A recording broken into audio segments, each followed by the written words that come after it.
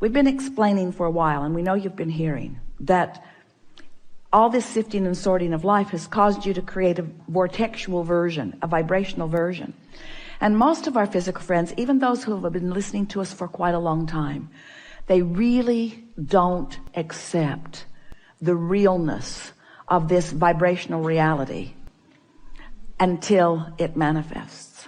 And so we talk to try to help you to sense the vibrational version, to feel the vibrational version.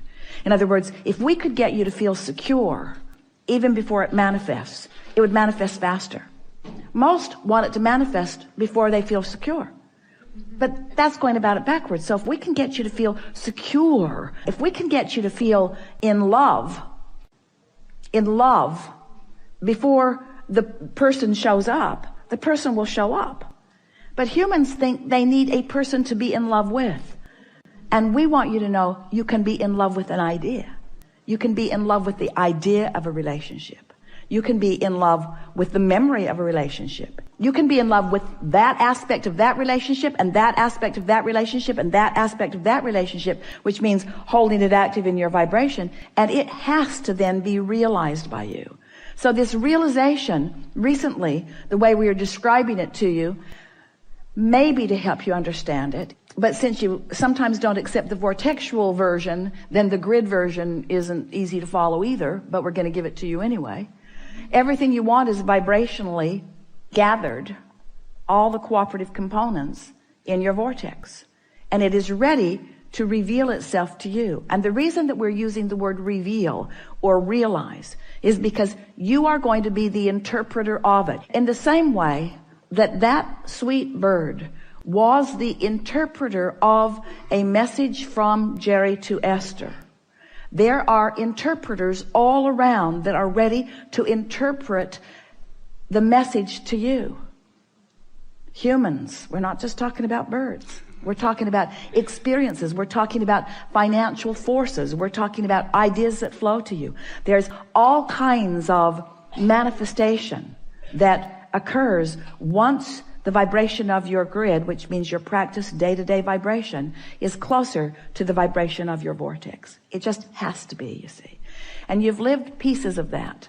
When you finally made the decision that you were going to do something different, that decision was your grid filling in. That was you having asked and asked and asked, getting the vortex going and going and going, and at a moment of little or no resistance, that determination came to you and you knew what you were going to do. Remember how clear you felt? In fact, you're still feeling sort of clear about it because you were wanting to convince us all of that turning point here and now. So turning points, you like the word turning points? Turning points are often the grid filling in with an idea that you are now ready for. It's not that the idea isn't there. It's that you're not ready for the idea. It isn't that you're not ready for the idea because you don't want it, because you do. It's because you're not ready for the idea because you're not a vibrational match to the desire. You're a vibrational match to the absence of the desire. Feel the difference? So you ready yourself for what's in your vortex by feeling better. And you feel better by leaving out the things that don't feel good and focusing on the things that do feel good. So it is this simple. Take the handful of things that feel good and just run them into the ground. Have you ever had a good joke that you just want to tell to everybody? Pretty soon you're repeating it again to the same people, and they're saying, dude, I heard that. I laughed the first 5 times. It's over for me. But you know how fun it is to get hold of something that feels good, that you can delight yourself and others with. Well, this is the same sort of thing. Get a handful of those things that are delightful to you and just play the loop again and again and again and again and again. Let it be your basis of traction. Let something that delights you be the loop that you play that keeps your grid in this high vibration so that what's in your vortex can show up now and now and now and now and now. And do you know what happiness is? Happiness is being in that place where you're the receiver of the right idea at the right time. Happiness is being in that place where something occurs to you at the most opportune moment. Happiness is being at the top of the stairs. You're getting ready to walk down. You don't know it, but your heel is caught in the hem of your pant leg. and you are about to take a header down the stairs. But the broader part of you knows that and gives you the inspiration to take hold of the railing. So when you go to move your foot and can't, you're stable. That's happiness. That's happiness. That's alignment.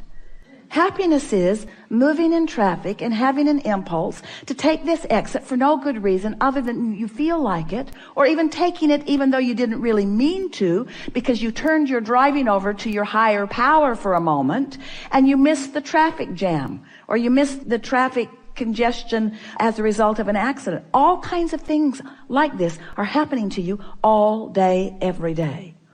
But when you start deliberately being happy, deliberately beating the drum of things that feel good, deliberately discerning, deliberately molding yourself into better and better feeling places, when you do that deliberately and those things happen, now you have conscious awareness of it. If Esther had not had that conscious conversation with Jerry in the car right before she went to her room, the bird on the porch would have just been a bird on the porch.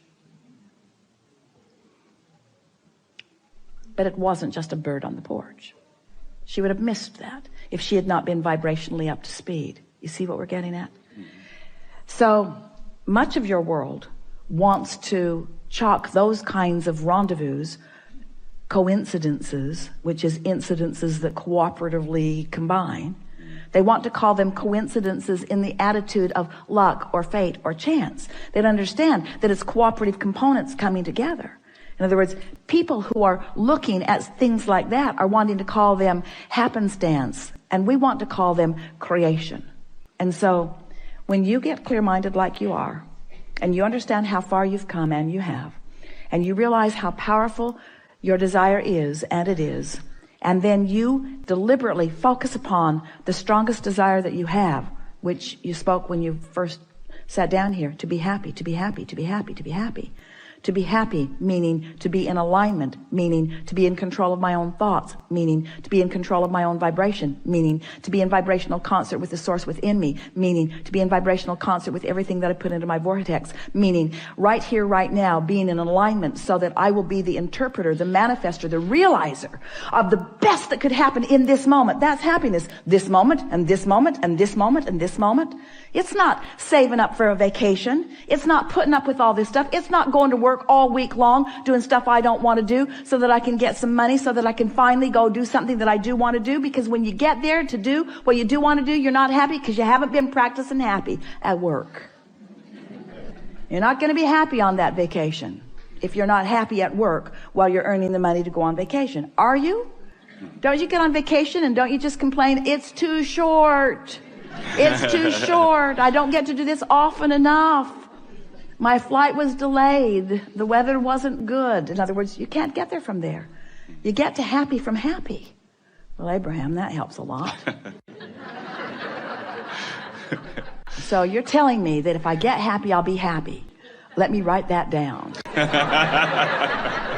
And if I get rich, then I'll be rich. I'll write that down too. We're saying you got to find a little piece of it. You got to fan the flame of it. And you got to not keep spitting the fire out with things that don't matter. And after a while, you'll get that momentum going. And you'll feel happiness, not just sometime, but you'll be radiating it. And then when someone says to you, what are you doing? The reason that they're asking is because you've got what they want. Every single person that wants every single thing that they want, whether it's a material object or a pile of money or a circumstance, an event, a relationship, everything that everyone wants is because they believe that there is happiness in there. There's happiness right here, right now, if you're in the right vibration. You know it.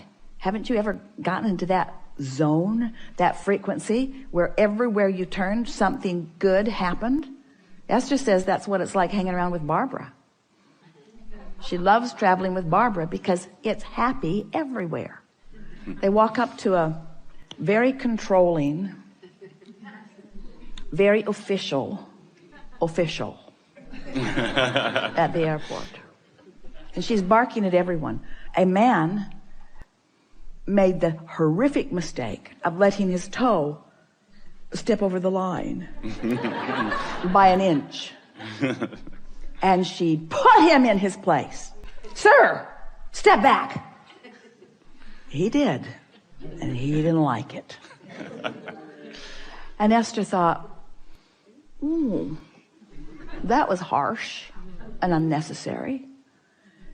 And Barbara, who refuses to focus on anything unpleasant, missed it completely. So when she got up there, she got a big smile. She got moved fast to the other line. In other words, she's treated like royalty. While this poor man was put into the dungeon. That's what we're talking about. In other words, you attract by virtue of how you feel.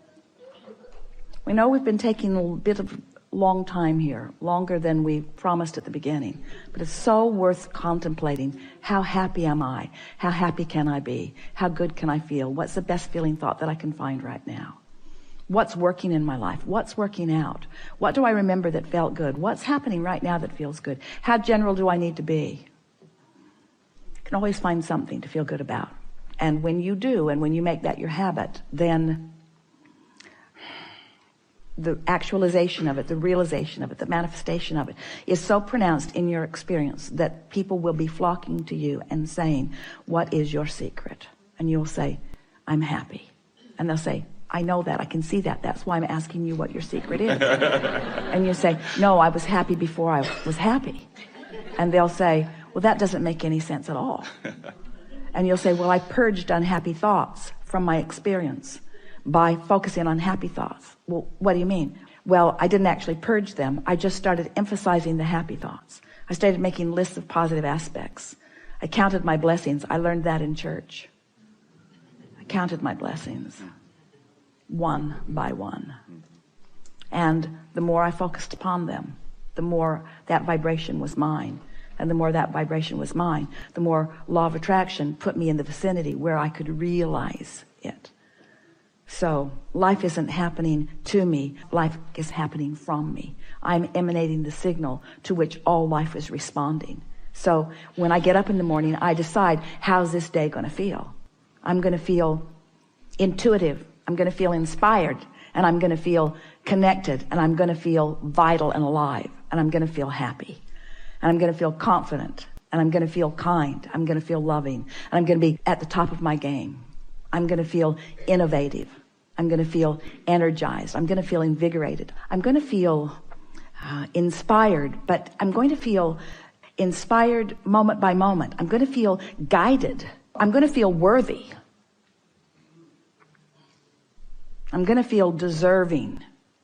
I'm going to feel deserving of all of the goodness that has been taught to me all of my life. I'm going to feel deserving of that. And I'm going to demonstrate my deservedness through my happiness.